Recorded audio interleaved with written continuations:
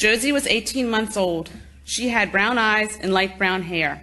She loved to dance and had just learned to bounce on the trampoline with her older siblings, Jack, Relly, and Eva.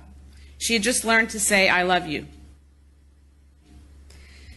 In January of 2001, Josie was admitted to Johns Hopkins after suffering first and second-degree burns from climbing into a hot bath. She healed well and within weeks was scheduled for release. Josie spent 10 days in the PICU and was in constant awe of the medical attention she received. Josie was experiencing a quick recovery. Her burns were healing beautifully. She was sent down to the intermediate care floor with expectations of being sent home in a few days. Her 3 older siblings prepared for her welcome home celebration. I began noticing that every time she saw a drink, she would scream for it, and I thought this was strange. I was told not to let her drink. While a nurse and I gave her a bath, she sucked furiously on a washcloth. As I put her to bed, I noticed that her eyes were rolling back in her head. Although I asked the nurse to call the doctor, she reassured me that oftentimes children did this and her vitals were fine.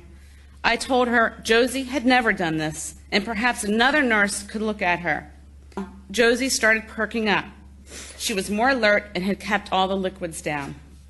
I was still scared and asked her doctors to please stay close by.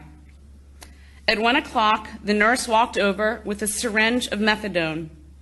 Alarmed, I told her there had been an order for no narcotics. She said the orders had been changed and administered the drug. Josie's heart stopped as I was rubbing her feet. Her eyes were fixed and I screamed for help. I stood helpless as a crowd of doctors and nurses came running into her room. I was ushered into a small room with a chaplain.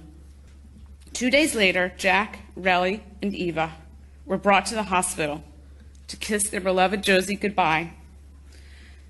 Josie was taken off of life support.